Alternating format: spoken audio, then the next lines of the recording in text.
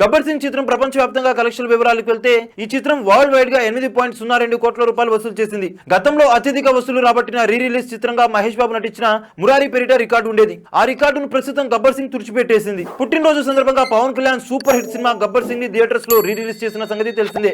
అభిమానులు థియేటర్స్ లో గబ్బర్ సింగ్ సినిమాతో సందడి చేస్తున్నారు. నాగబాబు ఆసక్తికర విషయాన్ని కూడా తెలిపారు. గబ్బర్ సింగ్ ముందు నాగబాబు ఆరెంజ్ సినిమా చేసి అప్పులో కూరుకుపోయిన సంగతి తెలిసిందే. గతంలో పలుమార్లు ఆరెంజ్ సినిమా వల్ల అప్పులైతే పవన్ కళ్యాణ్ తన అప్పులు తీర్చాడని నాగబాబు చెప్పాడు. ఇప్పుడు ఆ విషయంపై క్లారిటీ ఇచ్చాడు నాగబాబు మాట్లాడుతూ సల్మాన్ ఖాన్ బ్రదర్ దగ్గర దబాంగ్ రైట్స్ తీసుకున్నాము. ప్రాఫిట్స్ లో అన్నయ్య అప్పులు తీర్చేసి ఆ తర్వాత నాకేమన్నా వస్తే రెమ్యునేషన్ ఇవ్వు, లేకపోతే లేదు అని పవన్ కళ్యాణ్ బండ్ల గణేష్ తో ఒప్పందం పెట్టుకున్నాడు. దానికి గణేష్ ఓకే అన్నాడు. సినిమా బాగా వచ్చింది. అయితే పవన్ మళ్ళీ రిలీజ్ కి ముందు సినిమా చూసి గణేష్ కి ఇచ్చిన ప్రపోజల్ మార్చేశాడు. సినిమా హిట్ అవుతుంది, నీ ప్రాఫిట్స్ నువ్వు తీసుకో, నీకు ఇవ్వాలనిపించిన రెమ్యునరేషన్ నాకు ఇవ్వు, దాంతో మా అన్నయ్య అప్పులు నేను తీర్చుకుంటాను, నువ్వేమి మా అన్నయ్య అప్పులు తీర్చొద్దు అని చెప్పాడు. గణేష్ దానికి కూడా సరే అన్నాడు. ఆ సినిమాకు లాభాలు చాలానే వచ్చాయి.